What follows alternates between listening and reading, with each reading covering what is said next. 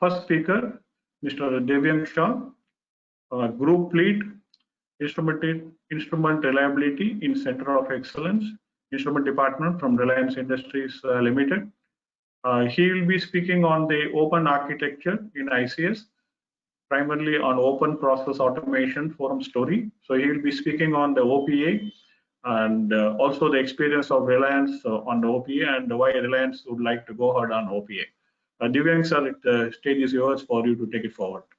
And please start the presentation. Can you okay, so slides will be shared by you, correct? No, you can share, no problem. Okay. You can play. That's fine.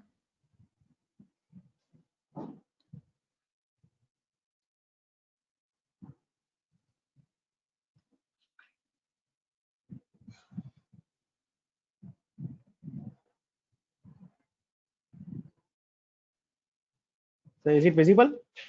Yeah, please go ahead. It's quite visible and audible. Please go ahead.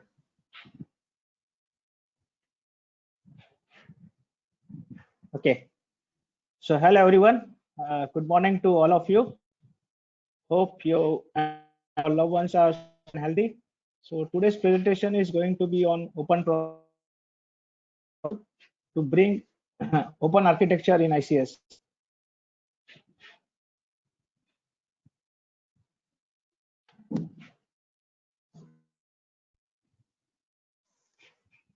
So these are the agenda points. We will introduction and overview, open versus rules, then motivation to join open process automation forum, description of the open process automation forum, values, who are the members involved in the open process automation forum, key concept, roles in ecosystem, OPAP working groups and status of the activities, then actualization of OPAP's concept to reality, and then we will summarize on the presentation. So in case if you have any questions, you can forward it to ARC or write it to me. My email ID was given in the front page. So let us go through introduction and overview. So let us see the motivation behind this change in open architecture. As you know, there is a continuous need to improve profitability by reducing operational cost and building competitiveness. Competition has always been a global for the oil and chemical companies, but now it is becoming more competitive than ever. So what is needed? So we need to squeeze inefficiencies out of the operations. We need to bring down operation cost by reducing maintenance cost and capex, thus bringing down the lifecycle cost and increasing the profitability. At present, there are few big pain points for operating companies. As you know, Microsoft is changing operating system continuously, and lifespan has reduced for any operating system from 7 to 8 years. And the pain points are difficulty in frequent upgradation and maintaining control system, and if not upgraded, security issues arises. The upgrades are painful because you may need software. You cannot introduce new technology in the control system as you can do it in IT. All these issues have motivated operating companies to push for the change. Systems designed in previous decades had not thought of any cybersecurity implementation as embedded thing. So currently, whatever solutions are available are bolt-on kind of thing. So how do we address these pain points? So these are the main reasons which have pushed for this change. Let us look at the classical layered architecture of the control system. So DCS functionality are typically layer 1 and layer 2.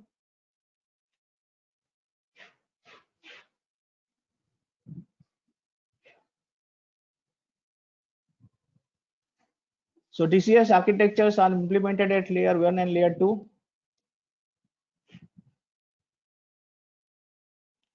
These are closed and proprietary kind of thing. L3 and above use fairly interchangeable architecture that uses software and off-the-shelf hardware. However, issues around Issues are around ability to access data from layer 1 and layer 2, inability to insert the new application at this layer, and hardware and software at L1 and L2 are close kind of thing, and those cannot be replaced easily. So how does the OPAP model differ from what has come before? As you see, this is a OPAP architecture. New OPAP architecture is flatter kind of thing and completely different from classical Purdue model. There is a free flow of data for any application that needs it. The components are DCN, that is distributed control node. So all these are DCNs. Then ACP, Advanced Computing Platform, which is high availability on-premise data center using SDN and virtualization. OCF, that is OPAS Connectivity Framework, that is based on OPC UA. So blue DCN, which are these DCNs, represents interface with the legacy system, existing system like DCS, PLC, analyzer system, machinery protection, field instrument, safety instrument systems. And yellow DCNs are represented as OPAS conformant components. So blue ones are not OPAS conformant components, whereas yellow ones are OPAS conformant components. Vision reflects Industry 4 and moves control closer to the edge layer of DCN.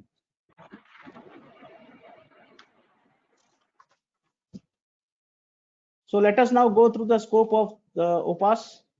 All functions run by DCS and PLCs are part of the scope. At the charter time, SIS was kept out of scope, as we will, but we will have an interface from PLC DCS to SIS as part of the scope. This is following the principle of strict separation of safety system from the control system. And for those components scope, OPS standard will mostly define the interface between these blocks in the diagram. How can we build a system from best of breed components from different vendors with the confidence that they will be seamlessly integrated together? So let us go through the Reliance motivation factor to join OPAS. As you know, RIL owns multiple refinery, petrochemical, and polyester sites with 5,000 plus control systems running. We have different control systems from different vendors across plants, and those are running. So what are the issues we are facing with the control systems? Frequent obsolescence of Microsoft OS, as you are aware, it is life cycle has reduced to just 7 to 8 years, and with after any OS is DCS or OT vendor takes his own time to test his software with new OS, and then the life cycle span of the Microsoft OS is reduced to 5 to 6 years only. So once the OS is declared obsolete, the patches are not available for OS, and then security vulnerability remains unaddressed. Once you decide for upgrade, so normally front-end upgrade is required to change over the OS, but then at the same time vendors ask controller firmware to be upgraded together. This controller firmware can be upgraded online, but then there is a risk involved in that. So normally end users decide to do it in shutdowns only. If we take a shutdown, then our shutdown ranges from 3 to 7 years. Considering the life cycle of the OS, if I take a plan with a shutdown of 7 years, then I have to upgrade front end every 7 years, that is in every shutdown. And that is a very high cost of upgrade.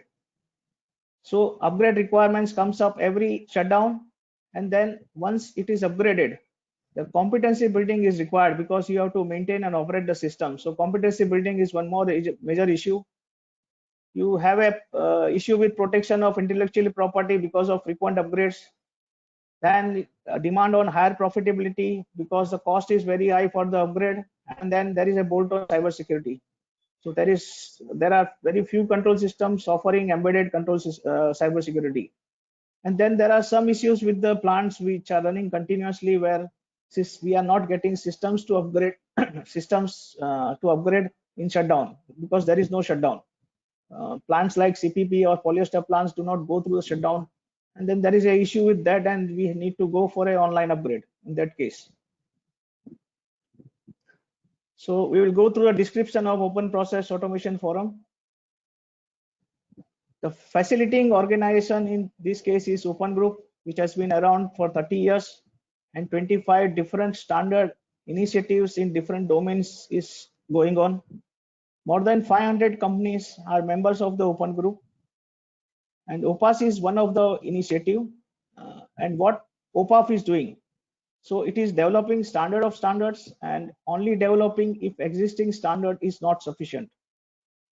Today, OPAS membership is comprised of around 22 operating companies, 93 members organization comprising end users, DCS vendors, software hardware suppliers, and system integrators. OPAF is following the success achieved in other spheres, like aviation industry had a success with FACE standard. FACE consortium was sponsored by Open Group, and that is a role model for us. Telecommunication industry transforming by moving from closed proprietary to open standards enabled ability to handle huge volumes because of SDN and virtualization. So this is the partial list of companies that are members of OPAF. Current members count is close to 100 companies, having steadily grown from 57 members in last 3 years. The forum was started 3 years back. So it is a global forum with users from all places and many names you could recognize. So Reliance is one of the OPAF member. So you can see the Reliance name appearing here.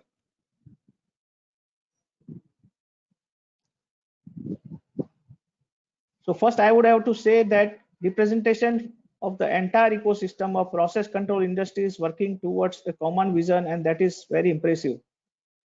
Secondly, I would have to say that diversity of other end users from process companies. When I find so much common ground with representation from oil, gas, pharmaceutical, pulp and paper, I know that OPAF will succeed. And speaking of other ecosystem, I expect that the role of the system integrators will grow in importance as process automation opens up to real and sustained innovation. So let us go through the benefits of open standard. So we first discuss about the closed versus open. Currently installed control systems are predominantly closed and proprietary. This is in contrast to the open interoperable network of instrumentation devices below them and information technology systems above them in the typical automation hierarchy. Closed and proprietary systems are expensive to upgrade and maintain, and challenge when trying to insert a new technology, especially from the third party. In contrast to these open systems, our standards-based architecture enable development of fit-to-purpose systems consisting of cohesive functional elements acquired from independent suppliers and integrated easily via a modular architecture characterized by open standard interfaces between the elements. It has the benefits of improved operation, multi-vendor interoperability, continual upgrading. Security is designing and not bolted on right from the start.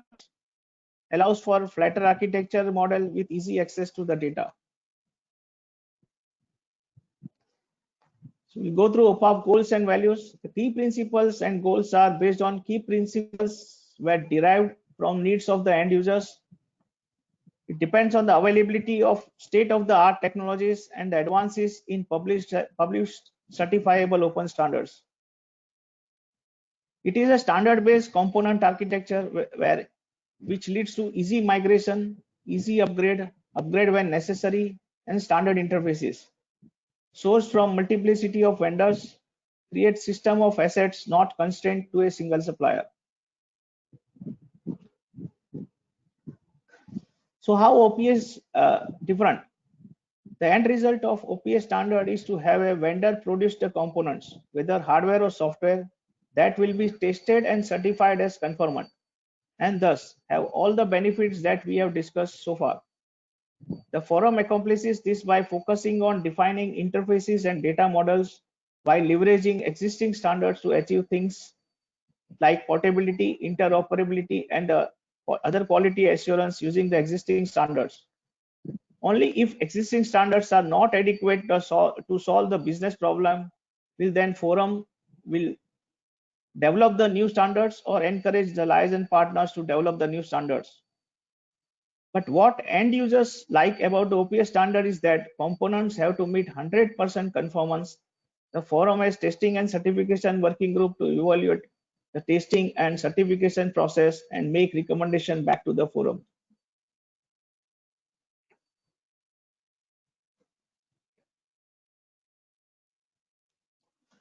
So we'll go through the ecosystem roles. As has been said earlier, OPAP is a standard made up of many other standards.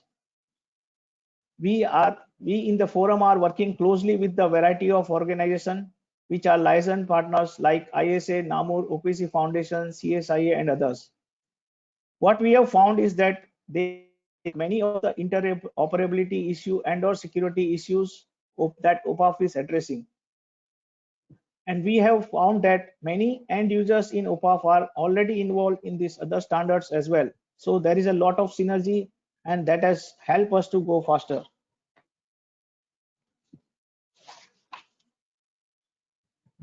So let us discuss about the ecosystem of OPA. So in the traditional DCS system, one vendor put together the whole system as per the specification given by the end user. There was no flexibility to put it a fit for purpose system, and what components you received were dictated by what relationship the vendor had with the suppliers. But in the new ecosystem, you have the end user writing the specification against which the system integrator would then assemble the best components, whether they be software or hardware, and assemble a system that is truly responsive to the end user needs. The beauty of this approach is that once the interfaces are defined, integration becomes less cumbersome, and there is not a need to spend much time for writing the custom software. Remember also that different parts of system reach end of life at different times. The wires may last for decades. The processor may only last for a few decades. So you have some applications running in obsolete processors. In addition, the system would become readily upgradable with the new capability as they become available because of the open interface. In this ecosystem, the service provider does not have to be the same vendor as the one that is providing the complete system, freeing up the market for specialists to create the systems. For the DCS vendors, they can then specialize on the pieces they are able to differentiate upon rather than be forced to adopt compromises based on integration issues. So we'll go through OPAP working groups and status. So as you can see, the leadership is provided by different companies. There are 4 working groups, which is business working group, enterprise architecture working group, technology working group, and certification working group. These are the 4 working groups. Then you have conformance certification working group was started recently, and a lot of work takes place in the technology working group. As you can see, there are 9 subcommittees working below technological working group, and these are the main group which are providing technical inputs.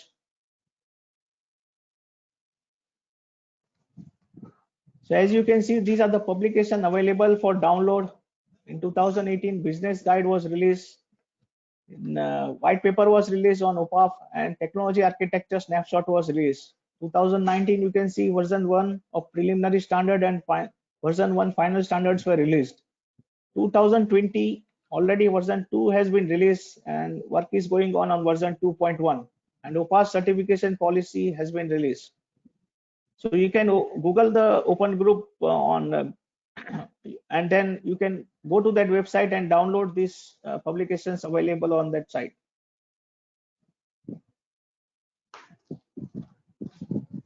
And lastly, we will go through what is happening at the business working group lately. So we have helped publish 2 versions of open standards, that is version 1 and version 2. Version 2.1 is in progress. We are working on version 3, which will be very substantial. We have improved our outreach and our ability to tell the OPAP story and the value proposition, so that we are seeing more members and more traction. What I am perhaps most excited about are the real world events that are demonstrating early success and of OPA standard. Many companies have initiated test beds, POCs, and other demonstrations.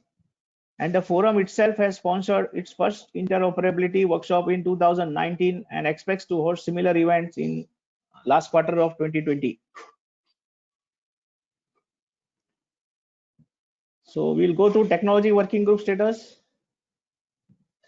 So as you see, OPA standard are being delivered in parts. So there are total 9 parts representing OPA standards, and version 2 was published late in 2020.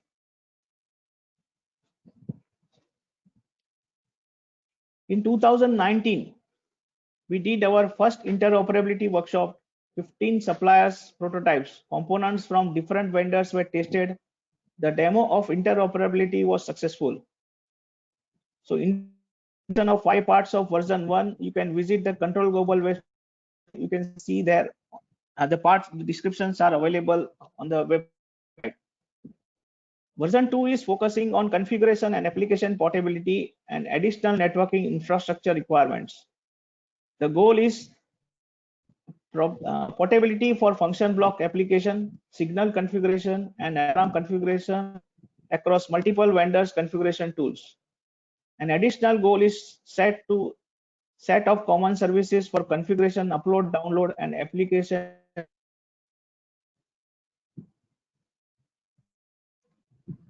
So OPA standard being delivered in parts. Technical architecture was only part 1. Cybersecurity is in part 2. Data model and communication standard is in part 4, that is based on OPC UA. Systems and network management is in part 5. Version 2, in version 2, part 6 covers configuration portability, alarming, IEC 61131 and IEC 61499. And physical embodiment of the DCN is covered in part 7.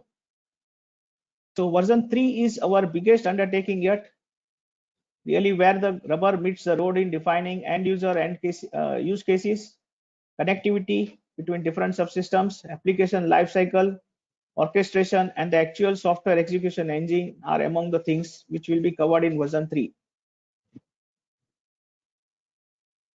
So this is another way to look at how we have broken down the challenges of creating OPA standards. So version part 1 covers connectivity and interoperability, that is highlighted over here. So this covers up part 1. Part 2 covers configuration portability using XML AML that allows different suppliers to interact with each other and other systems. So this portion is covered in part 2, and rest of the portion will be covered in part 3, which covers application portability, end user application or software product from software supplier, addressing how can we enable software to be run on OS from different suppliers. So that will cover application portability. So now we will discuss actualization OPAs from concept to reality. Forum members are not waiting around for the finalization of standards, but have actively started to put together proofs of concept, prototype, and demonstrating systems. There are some real investment of resources, money, and time committed to the forum in advancing the work. We have seen vendors and suppliers, and work has been put to produce software consistent with the vision of interoperability and open interfaces. As an initiating member, ExxonMobil has done some pioneering work in building proof of concept with Lockheed Martin as system integrator.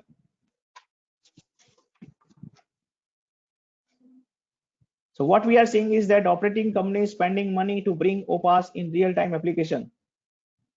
So first interoperability event was held in June 2019 to test against V1 focus on communication. The session brought together 15 members who brought a variety of components to test. Session was week-long and goal was to verify communication, troubleshooting, fixing issues. Event was a success and participants learned a great deal.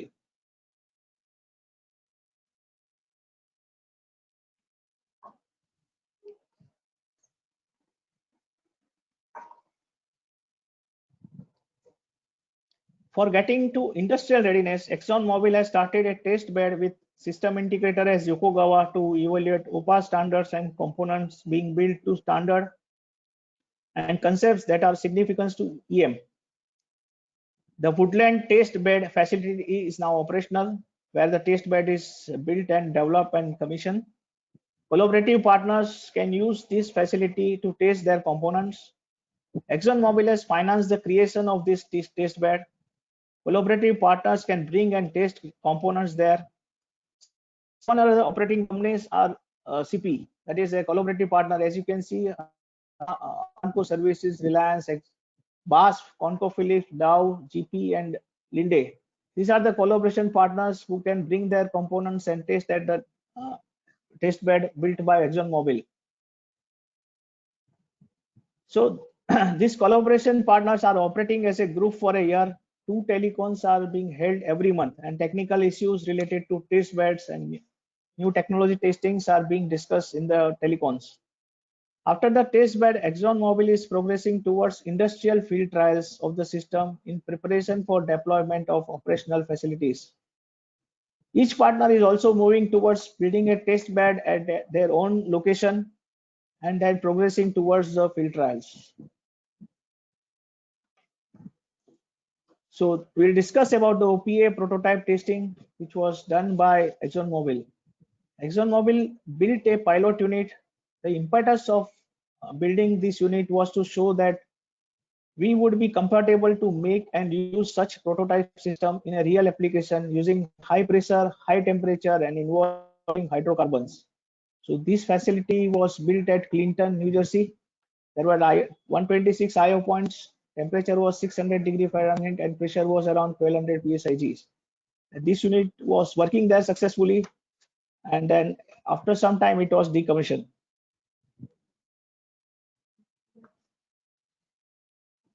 So this unit was built by BASF and shown at Namur General Assembly in November 2019, where ABB, Wind River, Phoenix Contact were the suppliers of the components. The pilot plot demonstrated the principle of OPAS and MTP. Open process automation demonstrator showing agile proof of concept with non-critical process, interoperability via Ethernet using OPC UA, architecture with DCN, connectivity framework and advanced computing platform, and basic security features such as VLANs for segregation and prioritization. The key message is that operating companies are spending money to build and validate the concept of open interoperable control components. The operating companies are hiring system integrator to test and create system in anticipation to anticipation of OPA standards. So we will summarize the presentation. So as you can see, the Open Process Automation Forum selecting standards version 2 has been published. Version 2.1 is under review, and it is going to be published by fourth quarter. Version 3 will probably going to publish next year. So all end users, DCS, OT system integrators can participate in technical committee and share your experience based on to shape the standards. Critical mass of end users are required for the open forum. So what are the key success factors of OPAS? Sufficient supply of OPAS compliant components from all vendors, committed system integrators to build the system, and then increase value capture demonstration. So how do you learn more about OPAF? So you can visit OPAF website, that is www.opengroup.org/OPAF. Join the OPAF via LinkedIn group. Review the FAQ available on the Open Group website, and you can contact the Open Group members. The email addresses are provided here. You can contact them and get the details on the Open Group. You can write to me as well. I can provide information which is available with me. Thank you.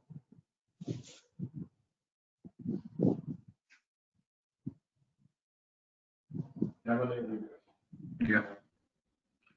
Thank you, Divyan, for an excellent presentation.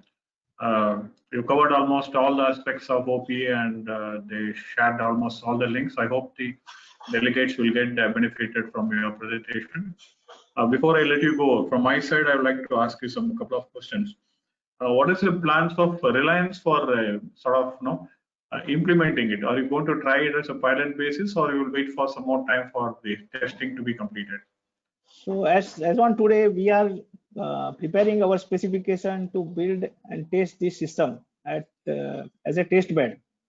So once it is successful, we are going to move to field trial.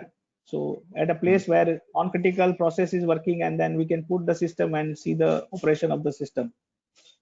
And then I have one more query on this configuration. See, you said now that we are dependent on the DCS vendors for upgradation, and it takes sometimes months or years for a major upgrade. Now, with this new configuration of OPA, are we going to depend on more on system integrators than the DCS vendors? Because we are going to be dependent on system integrator for providing, integrating the commercially available hardware and software. Are we going to become more dependent on system integrators? So it is What not do you like see is what do you see is the future? Yeah. So it is not like we are going to be dependent on system integrators. System integrators role is going to increase because finally we will be giving our specification to system integrator, and they will be getting components from different manufacturers, which are the best of the breeds available in the market, and they are going to integrate the system. So once the system is built and operational, if you have to upgrade something, you can upgrade part by part. So you can upgrade one DCN at a time. So you can purchase on your own the DCN and you can replace it. So I think after first commissioning, you don't have to depend on so much on the system integrator. Great, sir. Thanks for the excellent presentation. And then I hope to see you connected and then keep upgrading, keep